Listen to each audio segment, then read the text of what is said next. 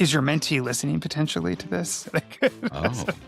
You should ask him. It'll actually be the thing. Like, here's Ask a them great and to tell do them for you. like and subscribe. That's right. If you want a good mentor, you're going to do that now.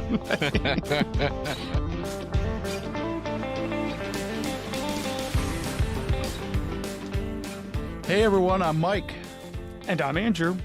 And we're the Midlife Guys. So Andrew, on last week's episode, we talked with our friend about being present. Yes. And one of the struggles that a lot of midlifers go through is stress and a lot of things related to aging and how we don't feel present in the moment a lot of times. But I wanted to talk to you this week about a different type of presence, Okay. a presence in other people's lives. And specifically, I wanted to talk to you about mentorship. Now, mentorship can take many forms. Middle-aged men and women mentor through work. They mentor through volunteer organizations. I would also say that coaching youth sports teams is another form of mentorship because you're teaching young kids the value of competition and teamwork. Mentoring is increasingly important for people. In fact, across every age group and demographic, 76% of Americans and 68% of Canadians believe that having a mentor adds value to their lives and their careers. So, Andrew, as a coach of a youth basketball team and a mentor yourself, I would love to get your thoughts on mentorship. Well, I'm very pro mentorship. I agree with the survey. I do think it benefits folks and adds a lot, both being mentored and serving as a mentor. Although the first thing that just popped in my mind, which I need to get your thoughts on, Mike, about this is sometimes when we think about mentorship, like I have mentored people both through being a coach for my kids' sports teams as well as through work and kind of professionally. But a lot of times I don't feel old enough to be a mentor yet. Do you ever have that where like we are at a point in our lives where like we've amassed enough knowledge and information to be a mentor, but I'm like, I still kind of feel like I'm 25. Like, how am I right now in the space where people are looking up to me for advice and suggestions? You Or is were that just asking me me that on, has that? you were asking me on the wrong day. I'm going Oh, off like yeah. 3 hours of sleep, and so I feel very old right now. Okay, well, But I see your point. I see your point. Yes, I do see my your body point. feels old. I think my mind doesn't feel so old, maybe is what it is. Maybe others have that feeling too. I'd love to hear folks. I still feel a lot of times like I'm in my 20s or early 30s.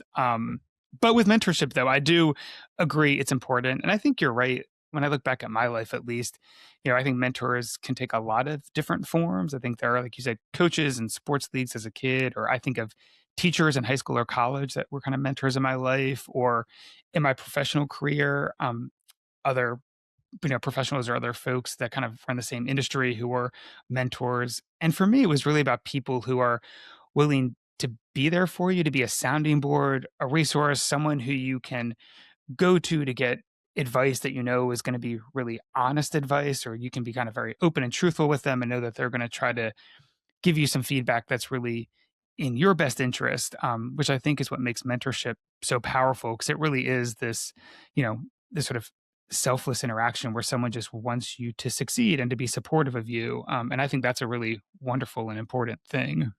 Yes, and I do agree with you that mentors can take on different roles, and I don't want to leave out, mentors from religious institutions. Yeah.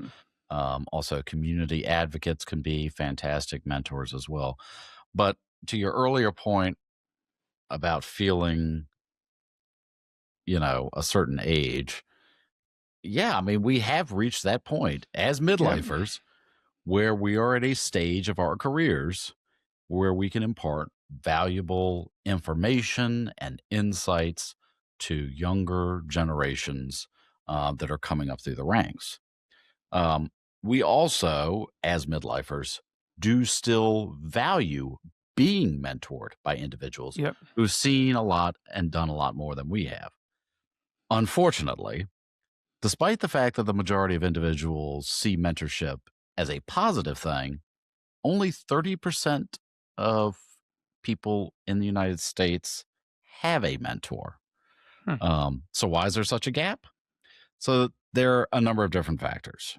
The first is the time needed to be an effective mentor. Um, we've discussed this in previous episodes, but midlifers are struggling right now because of work and family responsibilities and kids and parents. And to be an effective mentor, you really need about 2 to 3 hours a week to be, truly effective. Um, and, that's just based on one level of mentorship.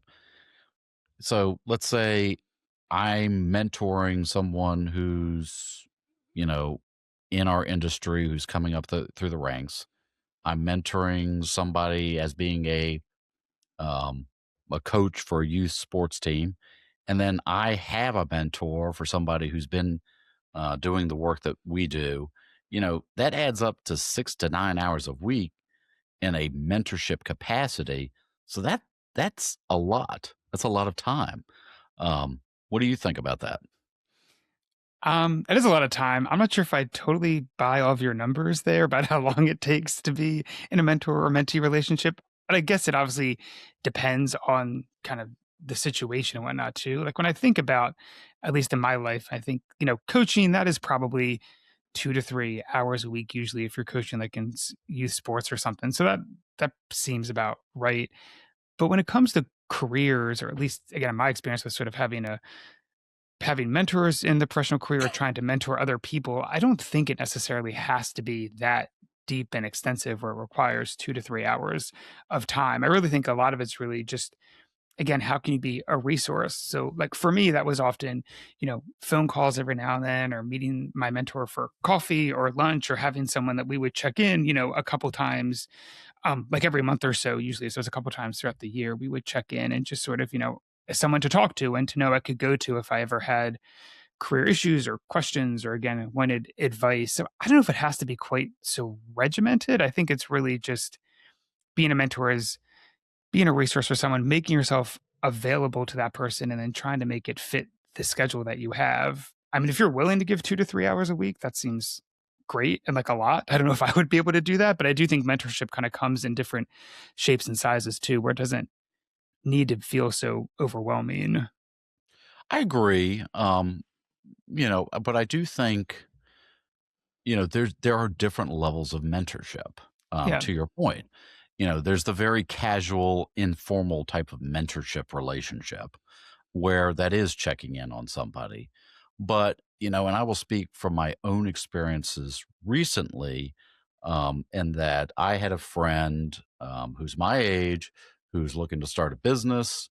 And he reached out to me over the holidays to get my insights since I've got some expertise in that area. Um, and, you know, I provided that advice, but I realized in doing research for this podcast and that I've already kind of dropped the ball a little bit because he had a lot of questions, and a lot of questions that needed a great deal of follow up. And I, as someone who cares about what he is trying to accomplish in his career, um, you know that he needed a little bit more. He needed me to check in. He needed me to check in to make sure he was Yeah. doing everything that we discussed. Um, you know, there were things that were coming to my mind after we had gotten together that I was like, oh, I should also bring that up.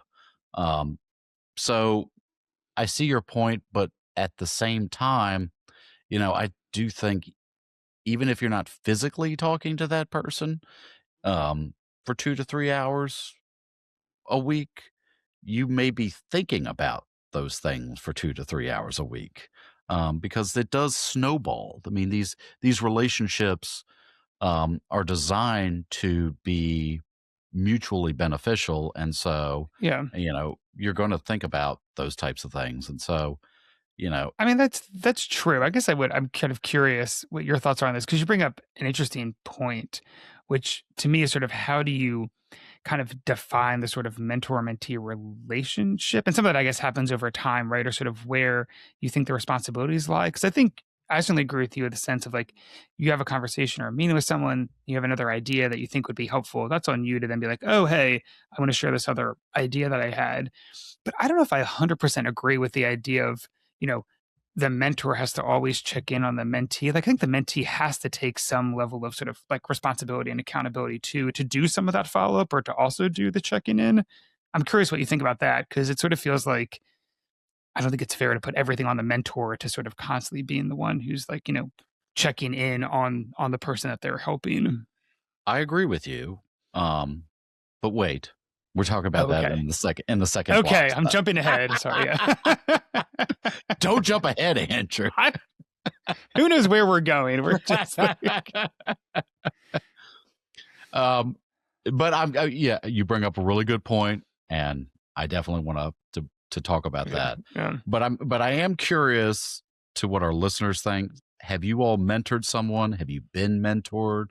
Was it effective for you? Do you feel like you've dropped the ball? Like I feel like I've dropped the ball sometimes. So, we'd love to hear your thoughts. Is your mentee listening potentially to this? Oh, you should ask him. It'll actually be the thing. Be like, ask here's a them great and to tell do them, for you. like and subscribe. That's right. If you want a good mentor, you're going to do that now.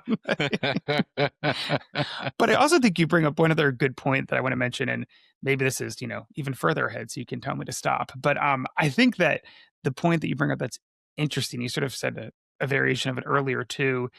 I know, at least for me, when I often think of sort of mentor-mentee relationship, it's often like, older professional and then a younger professional. But I don't think it has to be that way. Like peer mentorship is definitely a thing. I think it can be incredibly valuable. It can also come in lots of different forms. And you had mentioned the other kind of piece earlier too about as midlifers, sometimes we will both have a mentee and a mentor. So you're kind of in the middle of the spectrum there about, and I think that's also worthwhile pointing out too, is that it definitely is not just like a static thing that it has to be, like grizzled veteran and like young professional or rookie or something. It's definitely, I think it's more fluid than that. And I think that's definitely worthwhile mentioning or stating again.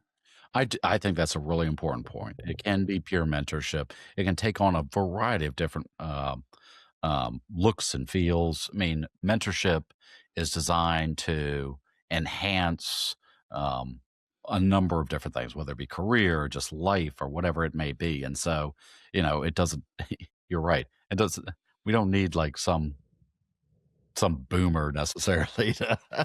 There it is. We got to take our shot at the boomers every episode. That's not really what I meant. I just meant that it really, like that. I think oftentimes people overlook the idea of peer mentorship, and that can be very valuable as well. 100% agree. Yeah. 100% agree. So and I've learned some things from boomers, so that's okay too. Just throw that true. in there. That's true. We all have, I suppose. Yes. Some good, a lot of bad. And there it is. So I really want to take a deeper dive into mentorship in the workplace, though. Okay. So some recent reports show that 97% of Fortune 500 companies have a mentorship program in place. And the majority of people in this country don't work for a Fortune 500 company. But information about smaller companies, not readily available. So we're going to go with that. Here's the problem. Only 37% of workers actually participate in mentorship program. Is that 37% number again? Yeah. This is despite the fact that those in a mentorship program in a workplace are 49% less likely to leave a company, and those folks have higher or greater opportunities for advancement within the company. So time, yet again, time is a factor. But here's the big thing. Only 14% of people actually ask someone to be a mentor or a mentor to ask a mentee. So what's going on there? There's clearly a breakdown in communication. And this goes back to your earlier point. people just aren't asking the question. Are they afraid? Yeah. Are too many companies offering these programs and not teaching their own team members on how to communicate with their coworkers? That's ridiculous. It's like, you know, well, so what do you think, Andrew? I mean, I think you definitely hit on the catch there, which is surprising to me is how few people participate in the programs. Although I'm not surprised on people kind of being afraid to ask. It feels like, and I don't know why, again, we maybe have a different perspective because both you and I have participated in mentorship programs. But to me, just a great opportunity to get to like grow in your career or at least make more connections. And you never know where those type of things lead. So I personally don't understand the being afraid to ask, but I could see that that is some people maybe don't know how to ask or are afraid someone's going to say no about being a mentor. And I could think maybe for midlifers or folks like us who are in a position to now be mentors, or maybe we haven't been a ton in the past, it's maybe not top of mind. It's not something you're thinking of, or you forget to, put yourself out there as a resource. So yeah, I mean, I think that's a tough challenge to kind of to work through. I wonder too for some of these companies if also it's just a kind of they're checking the box on these programs and so like we offer a mentorship program, but it stops there. I have a theory that Oh, I'd love to hear it. it is not about mentorship specifically. I would see it as part of the global overall trend of just like increasing antisocial behavior in society. Mm, More, everything's increasingly digital and yeah. decreasingly in person, and it's creating more antisocial behaviors and more, epidemic of loneliness, yada yada yada, all that kind of stuff. I think it's part and parcel of that. Just like people increasingly forgetting how to like talk to other people and why they should. I think that's a great point. That's a good That's a point. really It's good super point. depressing, but a great point. That's where, yeah. Yeah. Um, well, that kind of then is going to cut against my suggestion I was going to make because if people are becoming antisocial, I was like, is it just do we as midlifers need to do a better job of just trying to be available? So if we think we know someone who may benefit from a mentor mentee relationship, do we need to kind of take the first step or at least stay open to that? Like I know something I do is there are still a couple of professors from college, which was now almost 20 years ago, that I still keep in touch with. And so a couple of times a year, they'll connect me with students to talk to about, careers or jobs or life or whatever. And so, like, I'm always willing and happy to do that, especially if that connection's made. But maybe we need to do more to try to, put ourselves out there and be like, hey, I'm willing to be a resource for someone who's open to having that. I don't know what it looks like though, because I think Freeman does bring up a really good point about we're sort of forgetting how to be social. Yes, we are forgetting how to be social. But I mean, I don't know. I mean, the onus is on us too. I mean, Yeah. we need to be social. We need to go out there. Um, we need to be proactive in our outreach efforts. It's not just posting on LinkedIn saying, "Hey, who wants to be my mentee?" It's actually talking to our networks and Yeah. going out there and being a part of the community, whether that be through trade associations, chambers of commerce, whatever it may be, so that you're constantly building up your career network, but also, just from a personal standpoint, using our friends. But going back to the coaching part, Andrew, you did it. I mean, you volunteered to Yeah. be a coach. You volunteered to mentor these kids. So, I think I think that's I think that's equally as valuable. That's true Um, too. We're talking about professionally. I do think coaching is an important and valuable thing too. I mean, for me as well, and hopefully others feel this way, is I definitely benefited from having great coaches. I'm not calling myself a great coach, but having good role models as coaches and having good mentors. And I feel like we do as individuals have a responsibility to pay that forward. Like we benefited from those relationships and those lessons. Like we really should pass those along to others. I'll also mention the important thing about being a coach is when your kids guilt you into it, it's a lot harder to say no. When you get a lot of like, Dad, won't you do this? I'm like, okay, yes, I will. I want to go back to the workforce for just a second on my own, yet again, own lived experience. So, one of the things that I think has been a problem in the breakdown of why mentors or mentees are not asking one another for that type of relationship is I think the word mentor has been bastardized to a certain Mm, extent by organizations that really have no business calling, they'll create. I did a mentorship program years and years ago through our chamber. And really what it boiled down to was one evening a month for, I don't know, it's like 8 or 9 months. They would march us into somebody's conference room. A CEO would stand there, lecture us for a good 30 to 45 minutes, and then leave the room. That's not mentorship. That has nothing to do with being a mentor. That's just lecturing people. I also feel like when you talked about it earlier about checking the box of a lot of these corporations which try. I know a lot of companies that do have these mentorship programs, and they're forced. They're like, we're matching you with you, and because we want you to be able to know how that person has been successful or how that person does a specific task. That's not how mentorship can work. That's forced. Yeah. Mentorship has to be built on mutual respect, not just forcing someone into a situation that with someone that they may or may not like. So it's a company grooming you to take over because they want to get something from you as you work I there. mean, And that's what that is. Yeah. And I feel like that's just such a bastardization of what mentorship actually is and should be. And so, it's a shame. Maybe those points, though, are, again, what trying to think proactively, like what we as midlifers can do. It's maybe to your earlier comment, Mike, because it's talk to people in our network, or you mentioned trade associations earlier. If people are involved in groups that are sort of organized around what they do, I mean, those are good opportunities then. So you're kind of working with someone who is, outside of your company specifically, as a way to, again, try to help someone else. And maybe looking for other opportunities that are less forced and feel more like there could be a connection there. Yeah, I mean, I also think it's just making sure, to your earlier point, Andrew, is like just making sure that your network understands that the door is open, That's that true. you Yeah. are there if you have questions, or if somebody needs help with something.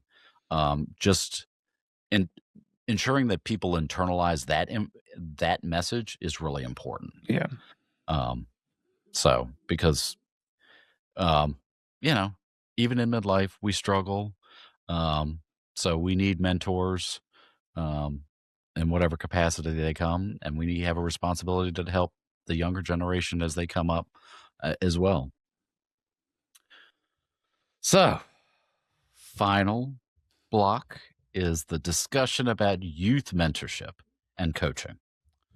So in 2025, Big Brothers Big Sisters of America released a study on the impact of mentoring on shaping the educational, economic, and social trajectories of participants. The research was conducted by Harvard and the U.S. Department of the Treasury based on 30 years of data. So, you ready for some mind-blowing outcomes? I'm ready for it.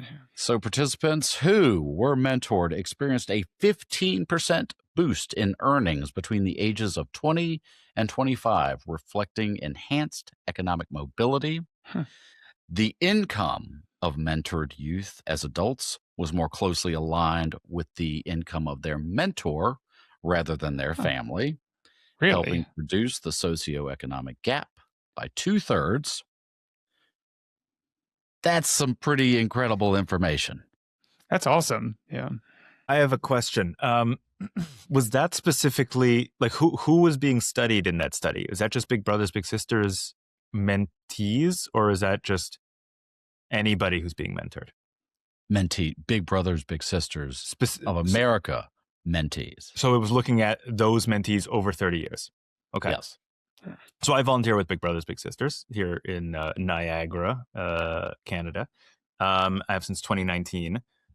That data doesn't entirely surprise me, only because the starting point for the mentee is going to be so much lower that if there is some kind of impact, it's like, oh, maybe I will go to college, or I will get better grades coming out of whatever it is, high school, etc. and then I can get, a better job. Like, I just feel like when you're starting with I don't want to say like lower bar, but like when you're starting from a lower point, like making that leap up makes a little bit more sense. And you also have to sign up for the program. So it's like a little bit of a self-selecting group of people, or people whose parents or family members are like, we want this kid to, be better than us. So there's a little bit of a self-selecting group there. So not to pop a hole in the bubble necessarily, but I kind of see how it makes sense. It's still a good thing, to be clear. And like, if you're like a middle-class person, like Big Brothers Big Sisters isn't for you, and your kid isn't going to see that leap due to mentorship, right? Like, there's a lot of class stuff underpinning this. But it makes sense to me, and I think more people should volunteer. It's a good organization. Yeah, I definitely agree that it's still a good thing, and I know that study was specific to Big Brothers Big Sisters, but I don't know, at least in my experience too, I feel like mentorship in general is mostly upside, right? Like, you're going to learn something. Maybe you get new career opportunities if you're doing a career as a coach. In youth, you learn important life skills that you can use later in life. So I think in general there are lots of benefits to being a mentee or being involved in a mentor-mentee kind of relationship or coaching or something like that. Yeah, for me, these numbers, and I definitely appreciate Freeman's point, but I think these numbers just further emphasize that mentoring youth is incredibly important, because it does have an impact. It's clearly having an impact. Whether a parent selects or enrolls their child in a program or not, they want to see their child accomplish more things than maybe the parents have. And so that's a good thing. And I think the mentor is part of that process. Yes, Mike, the end point of mentorship is good and works is true, but it shows the differing degrees. So like, if you're somebody who's volunteering with underprivileged kids to mentor them, then you're bringing them up to the point where maybe they will get a job, then they can find a mentor there. But there's a whole schism in between those two worlds. And, unsurprisingly, people who have some degree of privilege in higher class are the ones who are able to put their kids in positions to be mentored, right? Mm-hmm. And that's where the volunteering really becomes the more critical thing. Yeah. I think that last part's important. That means that we all need to do more volunteering and mentor like kids, not just who are like, who are already successful. But it's an hour a week. I go to the school. Yeah. I don't even there's the option with Big Brothers Big Sisters. You want to do like a weekend or after school thing? I'm like, no, I don't want to see this kid on a weekend. I'll go to him during school. I'll take him at a French class. There you go. And he'll be thrilled to. That's right. Like the Big Brothers, they give you a bin that they leave at the school filled with board games and crayons and whatever. Nice. And you just go and you just like, I've built like little catapults with these kids. I've just go play like Uno. The kid I'm meeting right now is super into chess. He's like learning chess, so I'm just smoking him at chess every week, under the guise of mentorship. I just get to own a 10-year-old at chess every week. It's great. Apparently this is going to help him get a job someday. I don't know. This is what the data says. Eventually, yeah. But it gives them some kind of structure and optimism, and especially for. I'm going to add one more thing, actually, as I'm going on a rambly tangent here, if I could. Big Brothers Big Sisters of Niagara has 30-some volunteers, mentors. 2 of them are men. Yeah. I'm one of them. Midlife Guys, dudes, you are needed, because a lot of the kids on the wait list are, frankly, kids whose dads aren't in the picture. Mm-hmm. And that's who the only kids I've been seeing are young boys whose dads aren't in the picture. Yeah. And like, this is sort of, if I could just get a real specific Midlife Guy spin on this, it's not just volunteer mentorship is good. It's men need to step up to help younger boys, because this is an issue and women are much more likely to be volunteering. So I'd hammer that message home too. I think that's an excellent point. Yep. We do need more male representation in the volunteer pool, big time, because that has definitely been my experience in volunteering with elementary schools here, is that 96% women volunteers. Where are the guys at? So Step it up, midlife guys. Step it up. Well, the good thing too, which we haven't talked a ton about, is I don't think with all of that, is that there are benefits to being a mentor as well. I feel like we've talked a lot about how mentees benefit, but mentors also get a lot of value from it as well. I mean, Freeman gets to beat up on 10-year-olds at chess. That's great. Like, we all get different things that we take away. I know I love the experience of doing the coaching, and I also feel like I've learned and benefited from like being a professional mentor to folks. So I think there are the value goes both ways too, which we haven't really talked a lot about, but is definitely worth mentioning. And so more midlife guys for sure should get involved in mentoring, especially with kids, because having that positive male role model is really important. Absolutely. All right, guys, step it up. We want to hear your stories, share your comments, leave us your feedback. Are you going to go out and mentor someone today? After you listen to this podcast, go volunteer. Everyone volunteer to leave a comment right now. I want you all to That's great. I love that. To hit subscribe and like it. Step up. That's right. That's right. Thank you so much for joining us. And until next time, good luck, guys. See ya.